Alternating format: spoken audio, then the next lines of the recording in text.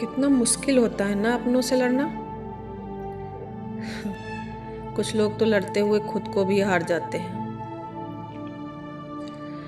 कुछ ऐसी ही कहानी है इस लड़की स्मिता की, जिसकी उम्र 18 साल और जिससे वो प्यार करती थी उसकी भी 18 साल ही थी।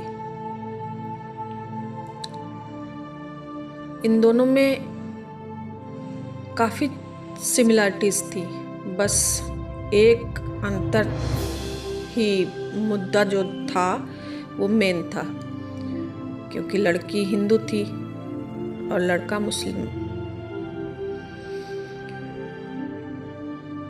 तो आगे बढ़ पाना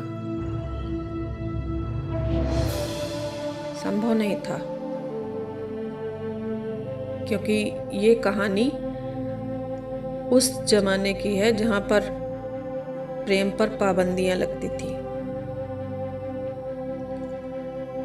जात, बिरादरी, धर्म, इस सब से तो आप वाकिफ ही हैं।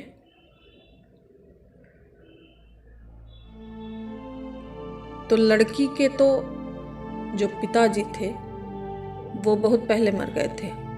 उनका किसी बीमारी के कारण निधन हो गया था।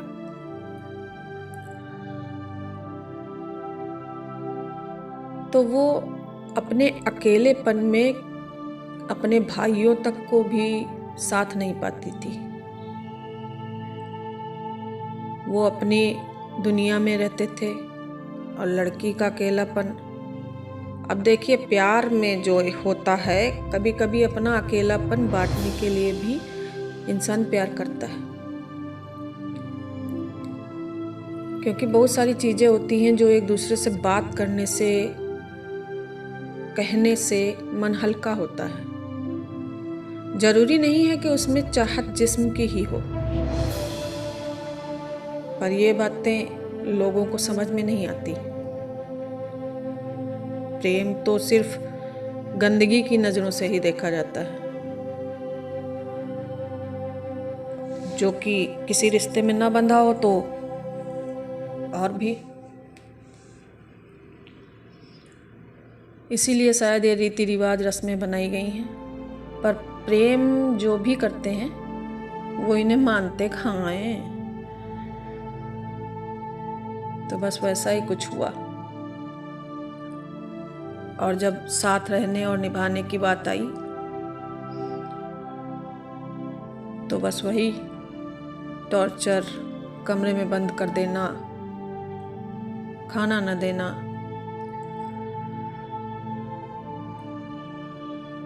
उस पर भी लड़ती रही वो लड़की।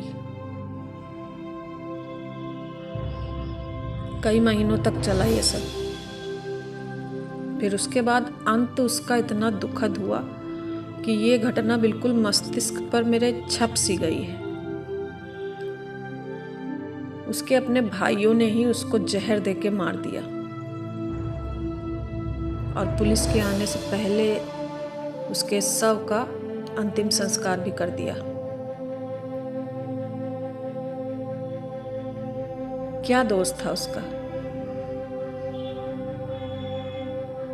बस इस अंक में मैं आप सबसे यही पूछना चाहती हूँ, क्या दोष था? उसके सपने, उसके जज्बात, उसकी इच्छाएं क्यों तौला जाता है इज्जत से? किसी के सपनों को, किसी के जज्बातों को।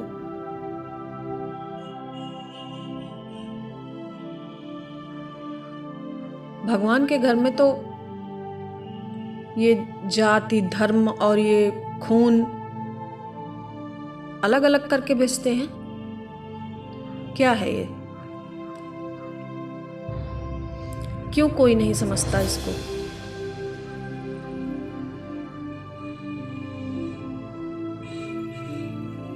हर मसले का हल होता है। किसी का जीवन समाप्त करना उसका कोई अंत नहीं है। हाँ, बाद में ये भी सुनने को मिला था कि उनके भाइयों को इस बात का बहुत बड़ा खेद था, तो उन्होंने एक शिव मंदिर का निर्माण करवाया था।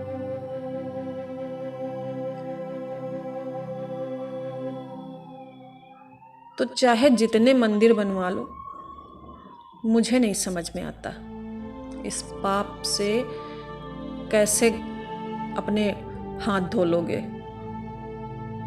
नहीं धो सकते। वो आज तक भी तरस ही रहे हैं और अपना जीवन वैसे ही घुट घुट के जी रहे हैं।